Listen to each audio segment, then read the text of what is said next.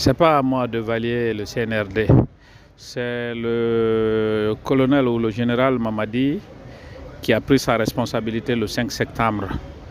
Donc s'il y a quelqu'un qui doit nous dire le bilan du CNRD, il est mieux situé pour nous dire quel est le bilan du CNRD. Quand il prenait le pouvoir, où était notre démocratie, où était notre justice, où était l'insécurité. C'est là vraiment, il peut nous dire l'insécurité était à quel niveau, la démocratie était à quel niveau, l'injustice était à quel niveau, la corruption était à quel niveau. Et aujourd'hui, tout ce que je viens de citer sont à quel niveau. Donc il est mieux placé pour évaluer.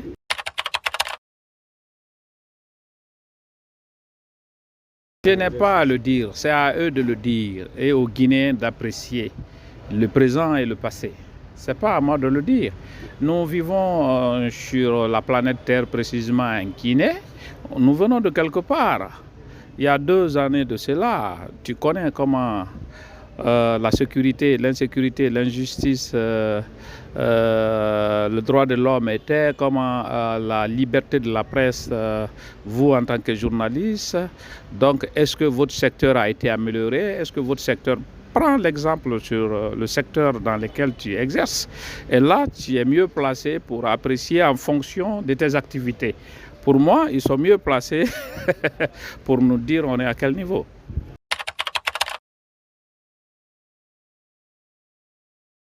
Au fait, nous, nos juristes sont en train de travailler sur la question de la Constitution, puisque ça doit être adopté par le référendum. En tant que politique leader d'opinion, le moment à venir, nous allons donner notre position à notre parti politique et à nos militants de la base de se prononcer sur notre position. Pour le moment, nous sommes en train de lire, on est en train de relever les défaillances que nous considérons comme des articles qui doivent être améliorés. Et nous allons écrire au CNT, à la commission, s'ils prennent en compte nos critiques et nos suggestions. Pas de souci, s'ils ne prennent pas en compte aussi le moment des élections, le moment du vote au référendum, nous allons donner notre position à nos militants. Je suis sûr et convaincu, les militants qui sont dans notre logique vont respecter nos mots d'ordre.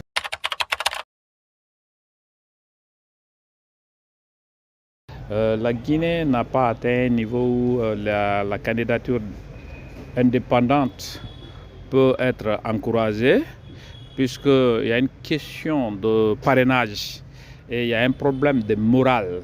Il y a un problème de morale.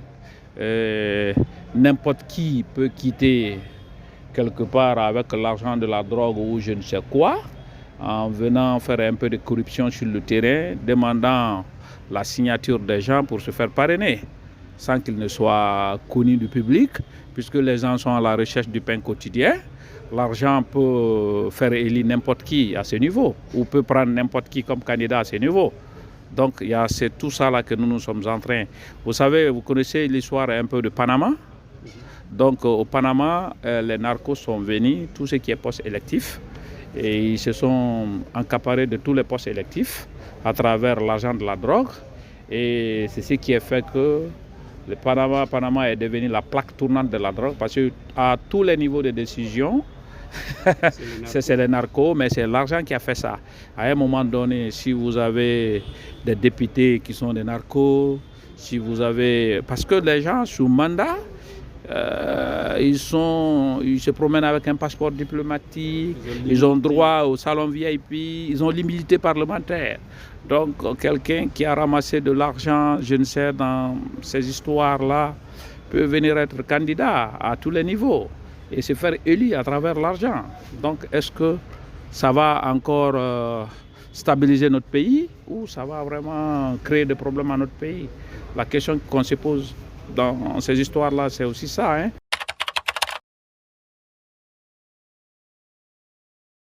Vous savez, j'en ai discuté, mais au fait, je ne suis pas sur la même longueur d'onde que mon bureau à ce niveau. Et ils pensent que la question d'âge est favorable aux jeunes. Je les ai dit que la jeunesse guinéenne n'est pas le modèle, parce que notre génération est beaucoup plus corrompue que nos aînés. C'est pas parce que c'est pas l'âge aussi qui est un projet de société, c'est pas l'âge qui est l'intégrité et la moralité. Parce que moi j'ai été député, j'ai été aussi dans les structures, dans le royaume de l'administration. Je sais combien de fois les jeunes sont affamés, je sais combien de fois ils sont prêts à se lancer dans la corruption et dans beaucoup de choses. Je sais combien de fois qu'on a un problème de relève à ce niveau. Je sais combien de fois que le pays a besoin de ressources humaines. Voilà. Oui.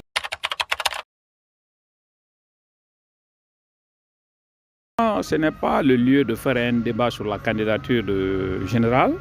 Moi, ce n'est pas un débat à mon niveau.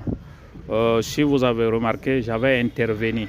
C'est le fait d'utiliser le nom d'une communauté qui m'a amené à dire que non, la communauté n'est liée ni de près ni de loin. C'est pour vous informer, l'opinion nationale et internationale, que ce n'est pas la communauté qui est en train de s'exprimer, c'est des individus à la quête de leur pain quotidien, qui ont reçu des sous à un moment donné, et des gens qui ne veulent pas perdre les privilèges des fonctions ou des postes qu'ils incarnent aujourd'hui. Ils veulent montrer aux gens qui peuvent vraiment faire quelque chose, qui ont donné de l'argent à un groupe d'individus pour aller tenir n'importe quel propos. Mais ce n'est pas la communauté qui est en train de s'exprimer. C'est ce qui nous a amené à prendre la parole. Ce n'est pas parce que tel ou tel sera candidat. Le moment à venir, quand la personne va se déclarer officiellement, nous allons donner notre position par rapport à ça. Mais on a juste montré à l'opinion nationale et internationale que cela ne vient pas de la communauté. Mais ça vient d'un groupe d'individus à la quête de pain quotidien.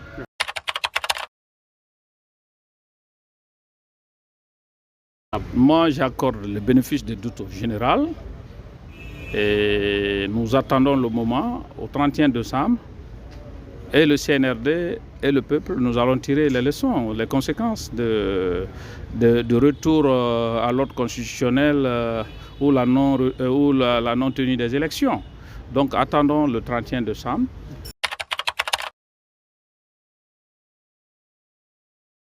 Nous sommes chez nous et chacun de nous va tirer les conséquences. Pour le moment, personne ne souhaite le malheur pour son pays. Moi, ce n'est pas ma logique. Ma logique est que les Guinéens soient autour de la table pour vraiment trouver des consensus par rapport à tout ce qui peut arriver, tout ce qui peut être tout ce qu'on peut entreprendre dans le sens de la stabilité, de la démocratie et de retour à l'ordre constitutionnel. C'est bon dans le dialogue.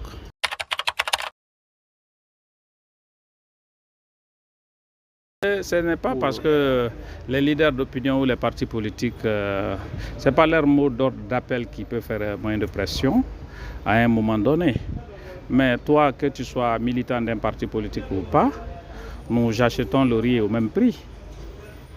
Vous êtes d'accord avec moi? Nous vivons tous en Guinée. Je vous dis que le Guinéen a moins de $1 par jour. Le Guinéen mange moins de 1 kilo de viande par an. Je vais chez toi. Tu es père de famille, tu es marié. Le kilo de viande, c'est 60 000 francs. Vous êtes combien à la maison et tu donnes combien par mois pour acheter 1 kilo de viande? Et chacun a combien de grammes? Multiplier ça par 12, tu vas voir si toi-même tu manges, si tu manges 1 kilo de viande par an. Tout ça, c'est la souffrance qu'il faut le dire. Donc je te donne juste ces exemples-là pour te faire croire que la souffrance, ce n'est pas seulement. Est-ce que tu peux te comparer à quelqu'un qui roule dans une voiture V8, qui loge, qui prend son avion, il part partout où il veut?